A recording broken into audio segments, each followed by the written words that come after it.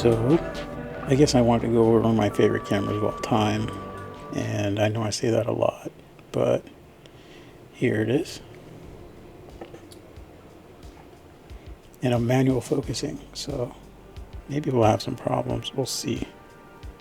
So this camera is no safe queen, as the kids say. It's been used, and it hasn't been abused too much. I got it used. It came with this leather case. It did not come with this rope strap. I got that myself. I gotta say, this is a beautiful camera, and I like to rag on Leica from time to time. I really do, because for the price that they charge for their stuff, they really should not have too many missteps. And while this is one of those rare few, or was one of those rare few perfect cameras, I have to admit, it was overpriced for what it was. And I do believe to this day, this is one of the few systems or a few cameras that legitimately help you become a better photographer. It's got the perfect lens, the perfect field of view, the perfect size, the perfect, pretty much everything.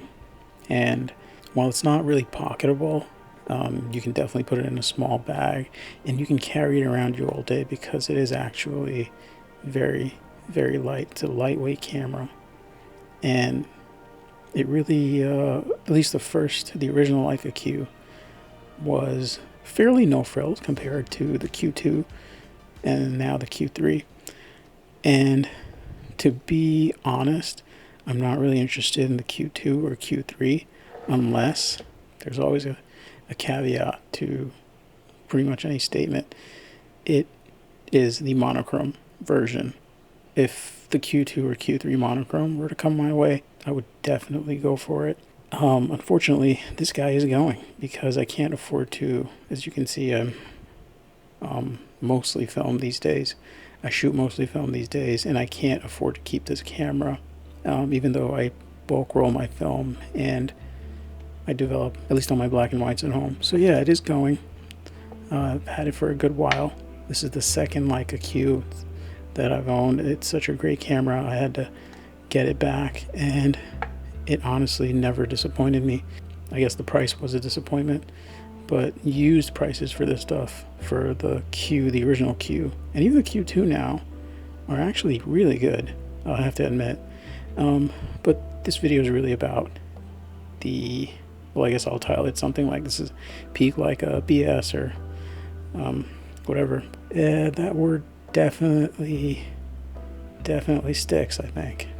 So I'll do a quick overview, talk about what I love about it, and then I'll, do a little bit of a call out as to what the issue is. Now, this is the Leica Q Titanium, and I gotta say, it's absolutely beautiful. And I keep it in the case because it has gotten a little bit beat up throughout its life.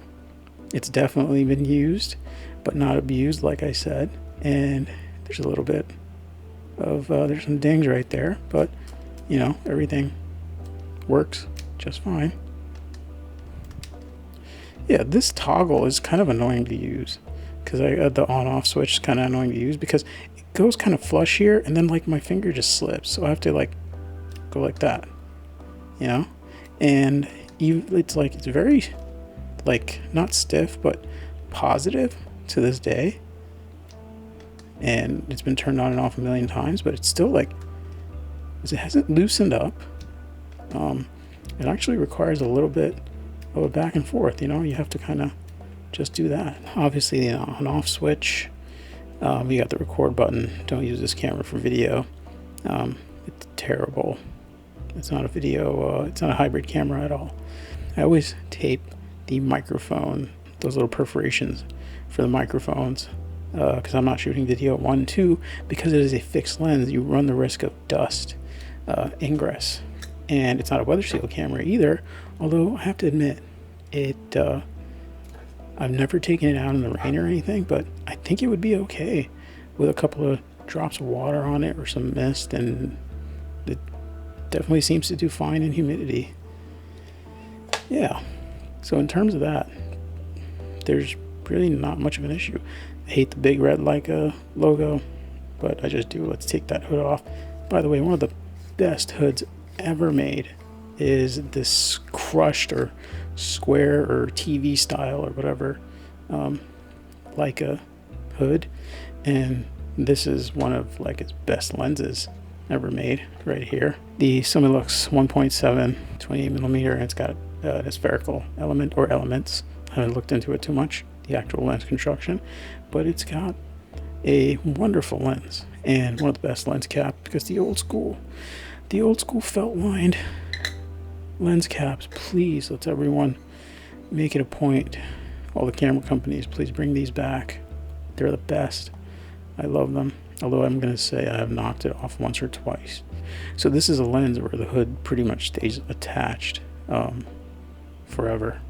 I don't ever take this lens hood off, and it's a testament to like the exact, just like the level of the engineering, that the thread ends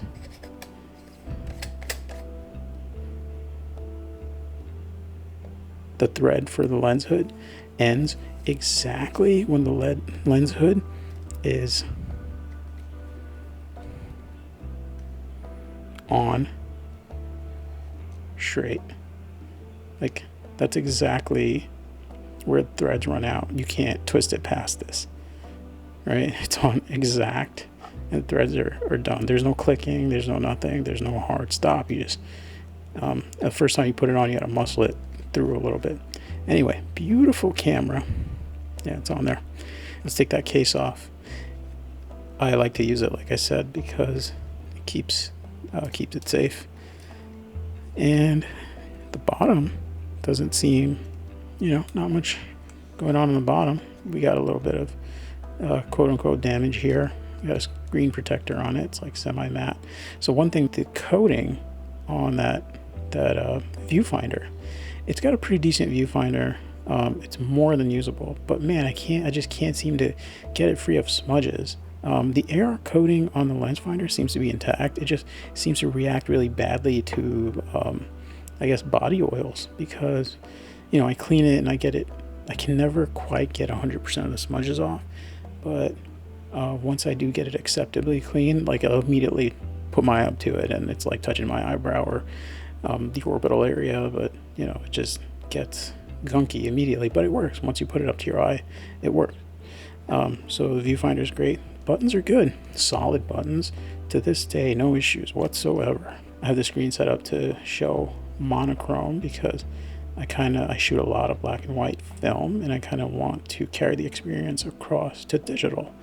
And this is getting a lot less used these days, and I don't have the money to keep this around. Can't afford to shoot film and keep the Q around. Superb lens, really great system. I like the fixed screen, I really do. Never really missed a tilty screen. Yeah, the shutter dial, most people like to shoot these in aperture priority, so you kind of set your aperture to where you want it, and then you can lock it with either the half press of the shutter, depending on how you like to shoot, or this guy back here, which I usually will set it up for back button focus. I often find myself shooting in manual with this because I just kind of like the overall experience of shooting manual, because again, like film, I just get in the habit of doing it that way. Yeah, it just seems to work no matter how I feel like setting it up. Manual, aperture priority, shutter priority, whatever. That click still clicks really well. That's beautiful. So you get 1.7 to f16, and then the manual focus has this really cool clutch or release button here. The manual focus is excellent, right? You can just get your finger in there, just like the old Leica M-mount film camera style. You got that focus tab, goes all the way there, all the way back. So it just feels quality. You can focus pretty fast, infinity all the way back, but it requires just a tiny bit of force, which is good. So you can kind of go by memory if you need to where the distances are. But it's a very fast camera to use. This thing, I find it to be so ugly. I hate that record button because it's unnecessary. Well, at the time, I guess the video on this wasn't terrible. the leatherette or the grip on the body. Actually, it's really nice. It's a super, super, super, I guess, hard wearing grip because nothing has really worn off of it at this so far, and this thing is very, very old by digital camera standards, so this should be coming off by now, right?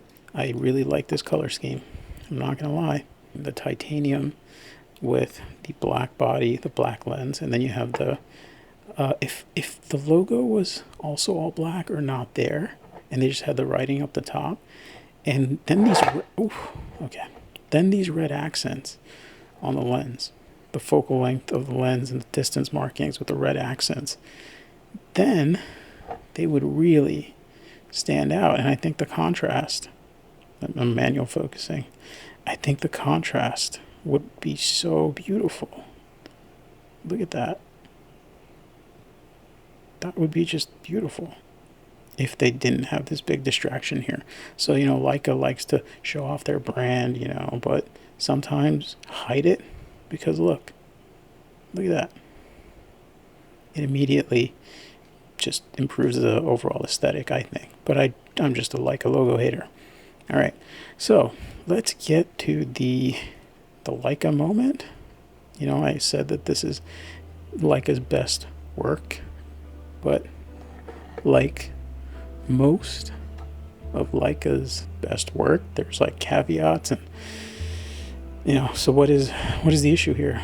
Well, in peak Leica bullshit fashion, the Leica Q titanium is not titanium. That's the entire issue with it. It's not made of titanium.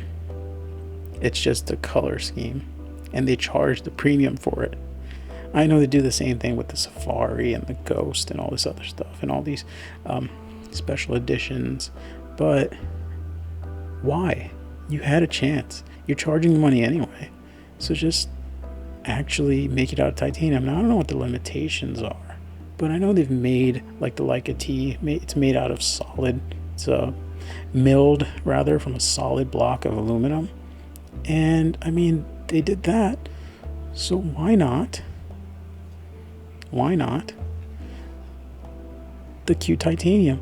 We are in the obsolete phase of this camera's lifespan, although many people still love it and use it every day, including myself, but I don't use it so much every day anymore, and I can't afford to keep it around. I know, bro, I'm sounding like a broken record, but why isn't it made of titanium? It would be one of the coolest cameras like ever.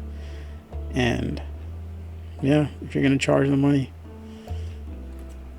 do the work, but yeah, I just love the way this camera looks. I absolutely love it. From that lens all the way to just that top plate, the whole body, it's amazing, and it's beautiful, and just, it does catch people's eyes. That's a positive and a negative. You might have to one day fight somebody to keep it. I guess we'll do some sounds now. They're off.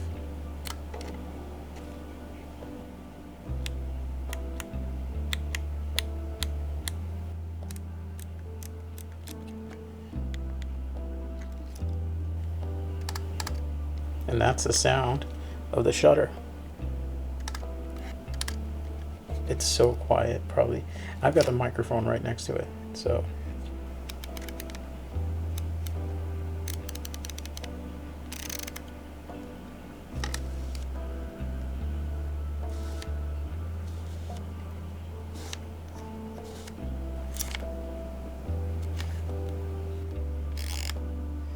I just wish I could afford to keep it, but